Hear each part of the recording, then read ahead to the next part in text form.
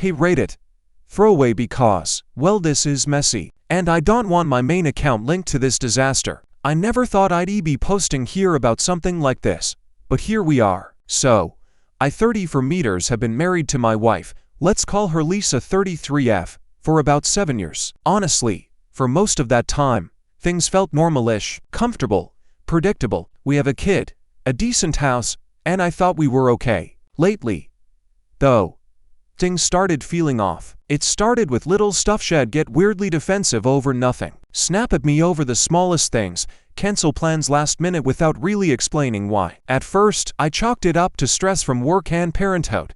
I told myself, marriage isn't all sparkly, everyone goes through rough patches. But then the little signs became glaring.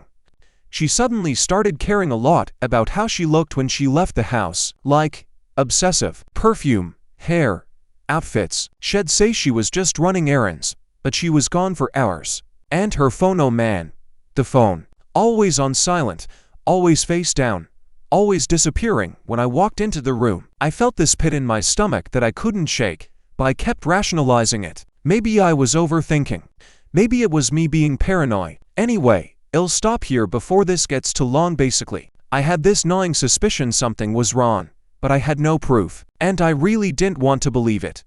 I finally hit my breaking point about 2 weeks after the hotel keycard incident. She had gone out with friends again, but her location, I checked, Judge Me, showed she was across town at some random apartment complex. When she came home later, I confronted her directly. Where were you tonight? She barely looked at me, kicked off her heels, and said, don't start. I told you, I was with Amanda. I pulled out my phone and showed her the location history. Her face froze for half a second, then she rolled her eyes and smirked like I was some kind of idiot. Wow, so you're spying on me now. Creepy much. I was just giving Amanda's friend a ride. You're really going to blow this out of proportion. I pressed harder, brought up the hotel key.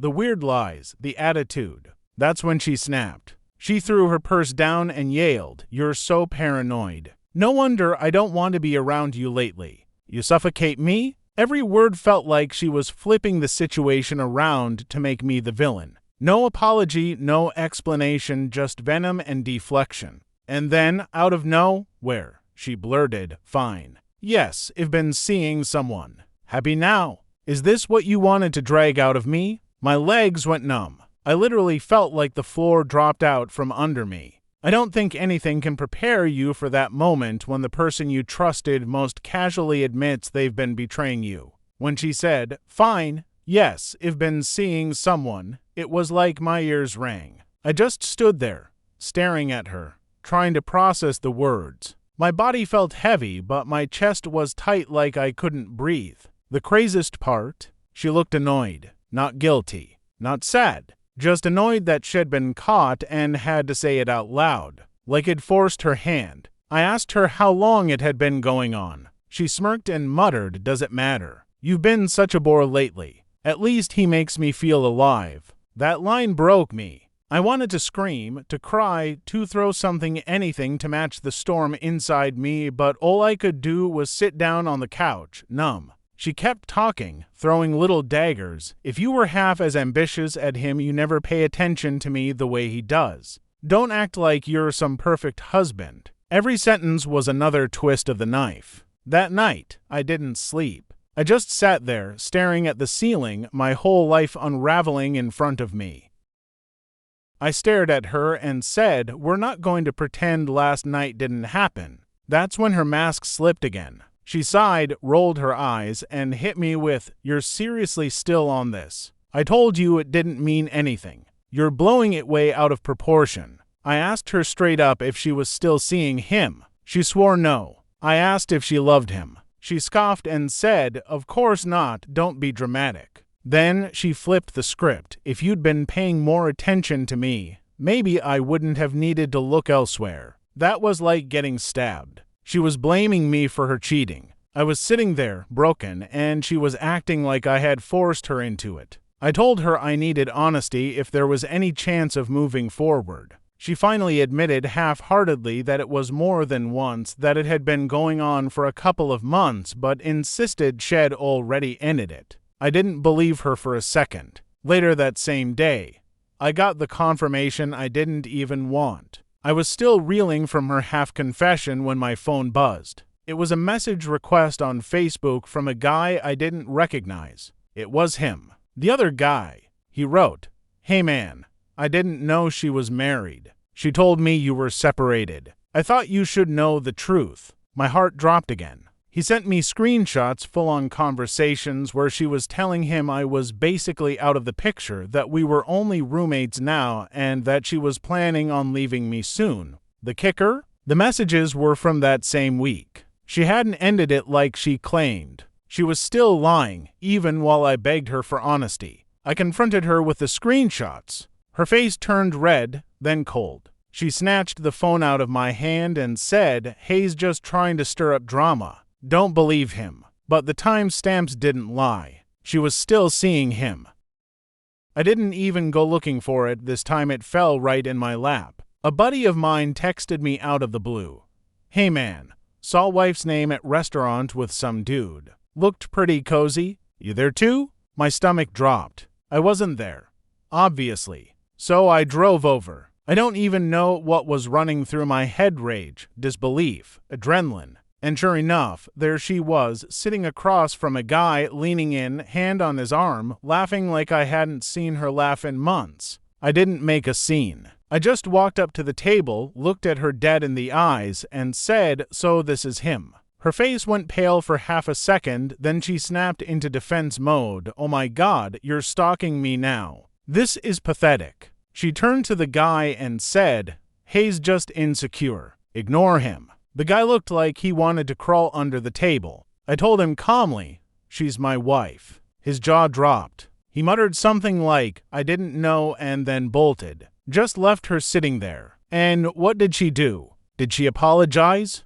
Did she cry? Nope. She glared at me and hissed, "Congratulations. You embarrassed me. Are you happy now?" I walked out before I completely lost it. That was the night I knew this wasn't salvageable. That night, I sat in my car outside the restaurant for almost an hour. I couldn't drive, couldn't even think straight. My hands were shaking so bad I had to grip the steering wheel just to steady myself. I kept replaying it over and over in my head, her hand on his arm, the laugh, the way she tried to dismiss me like I was some stranger harassing her, like I wasn't her husband. When I finally got home, she was already there, cool as ever. She was pouring herself a glass of wine like it was any other Tuesday night. No shame, no panic. She looked at me and said, "If you're done with your tantrum, maybe we can talk like adults." That broke something inside me. I realized she wasn't going to change, wasn't going to own up to anything.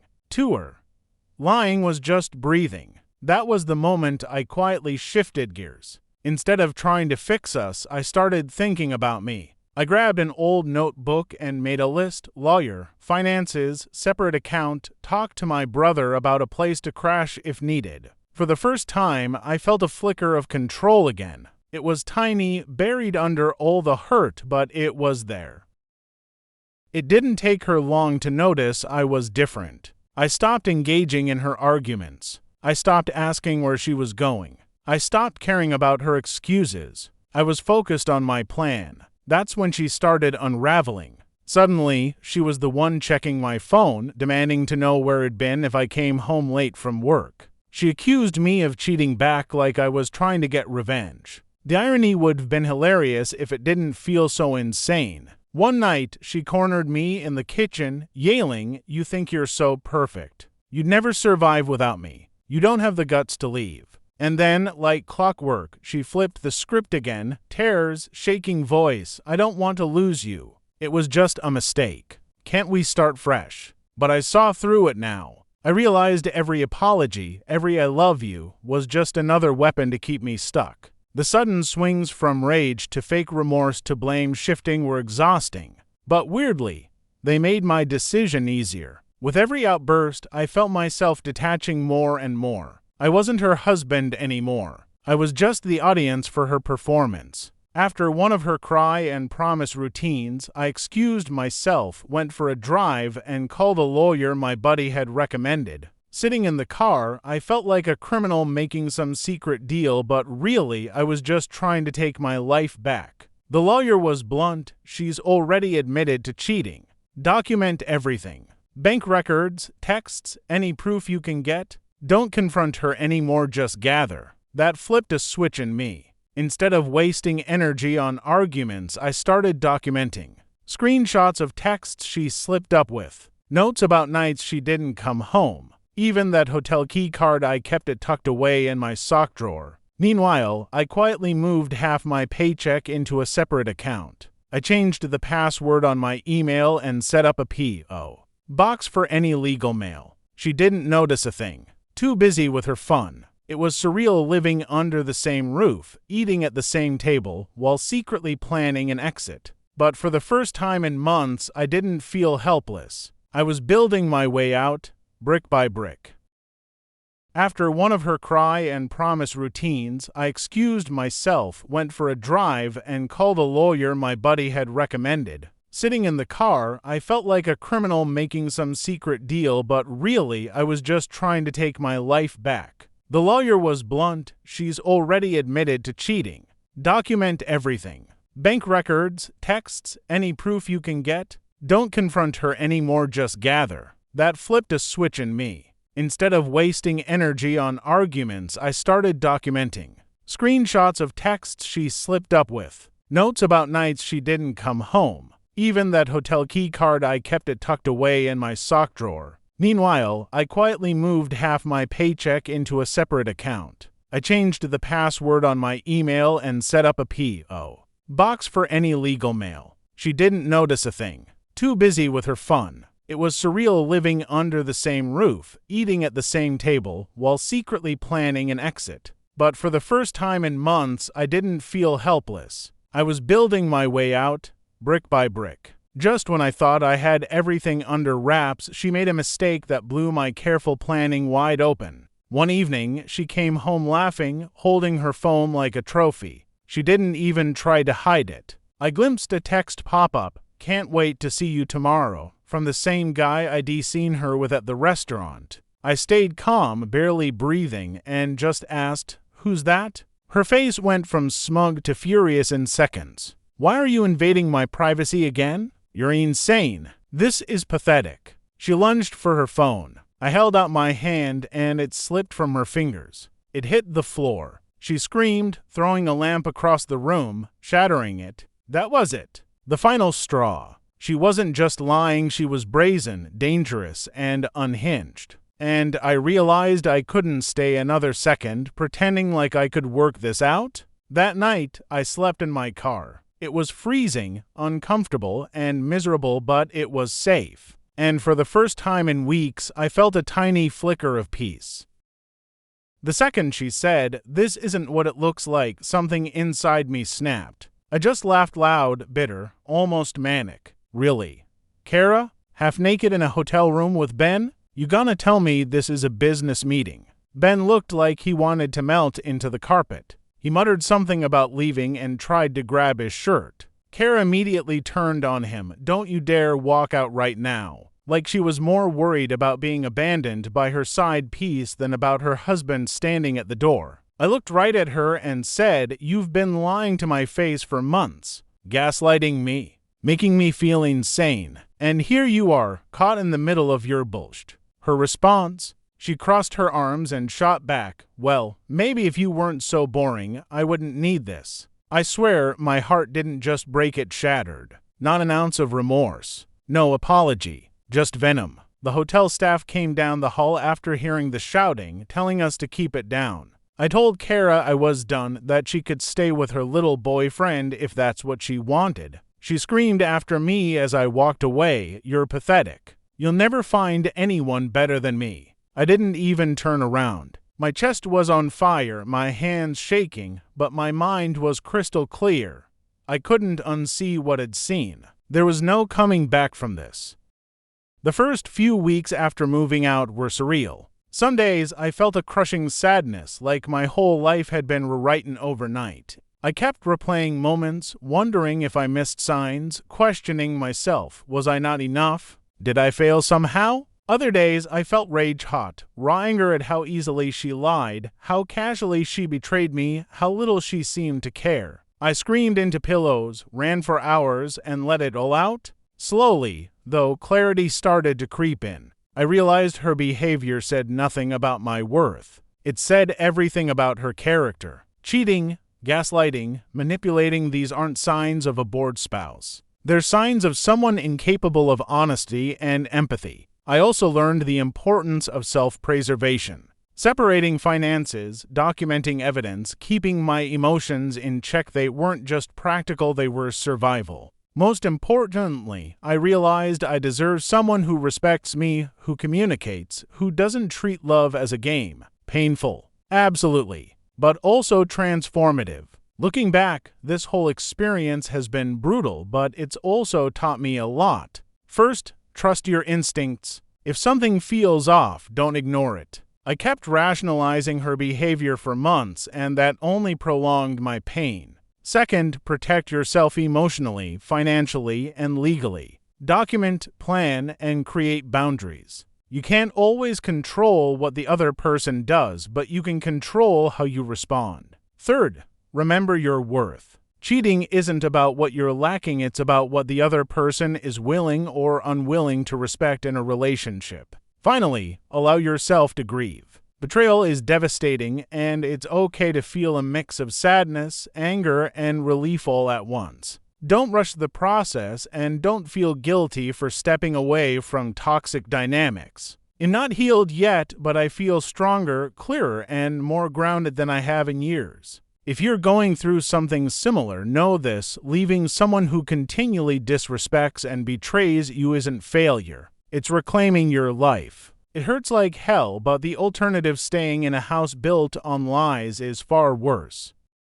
The morning after the hotel incident, Kara came home like nothing had happened. She walked through the door holding a bag of bagels, acting all chipper. "I thought we could have breakfast and talk," she said, like she hadn't just blown up our marriage. I didn't even answer her at first. She sat down across from me at the kitchen table, unwrapping a bagel, and started in with her damage control routine. "Look," she said, "last night got out of hand. I admit things happened with Ben, but it's not what you think. It was just physical, and it didn't mean anything. You and I, we have history, we have a life together. Are you really going to throw that away over one mistake? One mistake." I almost laughed. I reminded her about the texts, the nights out, the lies, the gaslighting. This wasn't one mistake, Kara. This was months of betrayal. She immediately flipped it again. "If you had been more attentive, I wouldn't have looked elsewhere. Do you ever think about what I needed? You left me lonely, and Ben filled the gap." It was surreal. Instead of apologizing, she was rewriting the whole story to make me the villain. She even said, "If you tell anyone about this, it'll just tell them you're insecure and controlling. No one's going to take your side." That's when I realized something important. She wasn't just cheating on me. She was actively trying to destroy my sense of reality, and I couldn't let her do that anymore. A few days after the grocery store encounter, I hit my absolute breaking point. I came home to find another suspicious text from her flashing on my screen while she was in the shower. I don't even remember how I felt exactly: anger, heartbreak, disbelief, all colliding into one messy ball. I couldn't take it anymore. I grabbed my keys and left, driving aimlessly for hours. My mind was racing, thinking about every lie, every secret, every time she'd minimized or gaslight me. I realized something terrifying but liberating at the same time. Staying silent, hoping things would get better, had only allowed her to keep manipulating me. When I got back, I called her out, voice shaking but firm. "Lisa, I cannot do this anymore. I cannot live like this. You've lied to me, you've betrayed me, and you don't even care to take responsibility. This marriage is over for me." Her response: classic deflection and venom. "Fine, if you want to be dramatic and miserable, go ahead. But don't pretend you're innocent. You've been suffocating me for months." That moment crystallized everything. I had been carrying the weight of her lies, her gaslighting, and my own disbelief for months. And now I finally accepted. I could not fix this marriage, because she had already made her choice. I started the next steps: filing for legal separation, setting boundaries for our child, and planning my life outside of this toxic loop. It was scary, but the weight on my chest felt lighter already. Hey everyone, I-30 for meters. Never thought I'd be one of those guys posting here, but life has a way of throwing you curveballs you can't ignore. I've been married to my wife, let's call her Kara32F, for almost 7 years. We weren't perfect, but I thought we had a solid marriage. We both worked, we laughed, we had routines, Sunday morning pancakes, movie nights on Fridays, dumb inside jokes that lasted for years. About 6 months ago, though, I started noticing little cracks. Kara got distant. Not the obvious kind, but subtle. She stopped asking me about my day, brushed me off when I tried to cuddle her on the couch, and started going to bed later than me. At first, I chalked it up to stress. She had been complaining about work a lot, new management, longer hours, that whole deal. But then it started piling up. She was glued to her phone all the time, smiling at texts she wouldn't show me, keeping it face down on the table. When I asked who she was talking to, she'd roll her eyes and say, "Don't be so paranoid. It's just work or my friends." Always with that tone, like I was the crazy one for even asking. That's when I felt the first pit in my stomach. The one you try to ignore because you want to believe your partner wouldn't betray you. I pushed it down, told myself I was overthinking. But deep down, I knew something was off. One day, things took an unexpected turn. A mutual friend of ours casually mentioned that several people at Lisa's work already knew about the affair, and not in whispers. Apparently, she had been boasting about her new fling to colleagues and even trying to make it sound like I was the unreasonable one. I felt this weird mix of anger and disbelief. How could someone be so brazen? And yet, it explained so much: the casual way she gaslighted me, the smirk when she denied everything. People who had no idea about our marriage were now aware of her behavior, and I realized I didn't need to fight her lies alone anymore. I reached out to a few friends who had been quietly observing things. They confirmed that her story didn't add up, and in that confirmation, I felt a strange relief. The lies that had haunted me behind closed doors were now being challenged publicly, and I no longer felt trapped in isolation. When Ashley spoke up in a small gathering carefully, calmly, I didn't bash her. I just laid out the facts, what I knew, what I saw, and how it affected me. Watching people's reactions, surprise, shock, even anger on my behalf, was cathartic. It was like someone had finally turned on a light in a room I'd been stumbling through blindfolded for months. For the first time, I felt empowered, not just by distance from her, but by truth. Lies only have power when you let them, and I wasn't letting them anymore. By this point, a few months had passed since the separation. The emotional storm was still there, but the intensity had shifted. It wasn't about constant panic and heartbreak anymore. It was about rebuilding myself piece by piece.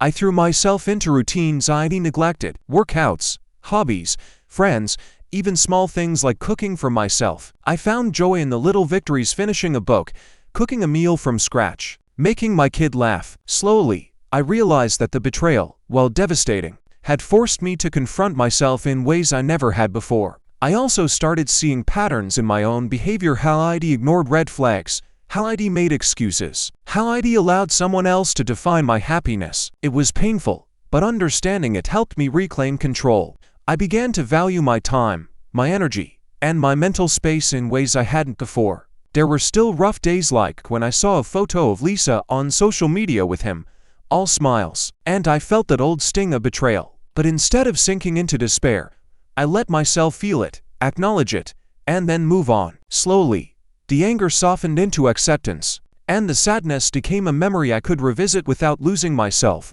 I didn't just survive this betrayal, I started to grow from it. I realized I could be happy without her, and that realization, though painful to reach, was liberating. Just when I thought I was finally getting some peace, life threw me another curveball. Lisa suddenly started showing up at our kids' school events unannounced. At first, I thought it was about our child, but it quickly became clear she was trying to provoke me: subtle digs, sarcastic comments, little passive aggressions. Then came the bombshell. I found out she had been telling friends that I was the one being controlling and paranoid, tainting herself as the victim in our story. I couldn't believe it. After everything, she was still twisting reality, still lying. One evening, I decided to confront her one last time, not for reconciliation, not for proof, but to set boundaries. Calm but firm, I said. Done with your games, Lisa. Your lies, your manipulation, your attempts to make me look crazy, they end here. We're separating, and I'm not letting you drag me back into your chaos. Her reaction was almost comical in its bitterness. Rolling eyes, huffing, sarcastic remarks about how dramatic I was. But I realized something important. Her anger no longer affected me the way it used to. The fire inside me that once burned with rage had shifted. It was steady, calm, and unshakable. That moment marked the final pivot. I wasn't just surviving her betrayal anymore, I was standing my ground. I had set boundaries, reclaimed my power, and built a mental and emotional shield against her lies. And for the first time in a long time, I truly felt free. Looking back on everything, the lies, the betrayal, the gaslighting, the endless emotional roller coaster, I can finally see the full picture. It was devastating. Yes, heartbreaking, exhausting, infuriating, but also strangely illuminating. I learned that trust is sacred, and once broken, it's not always repairable, especially when the other person refuses to own their choices. I learned that my intuition was right all along, and ignoring it only prolonged my pain. Most importantly, I learned that my life, my happiness, and my self-respect are mine to protect, no matter how messy or uncomfortable the process is. Lisa's choices revealed her character, not mine. And while I mourned the version of our life I thought I had, I also realized that I could build a new one, stronger, freer, and more honest. I've started to rebuild myself from the ground up, embracing the support of friends, family, and my own resilience. For anyone reading this who might be in a similar situation, trust your gut, document what you need to, and never let anyone make you doubt your own reality. Betrayal is painful, but surviving it can show you how strong you really are, and eventually, you can come out the other side not just intact, but empowered. Not over it entirely. Healing takes time, but finally moving forward. And for the first time in a long time, I feel like I'm actually living my life again, on my own terms. I'll stop there. Click the like button, subscribe to this channel, and have a good mood, everyone.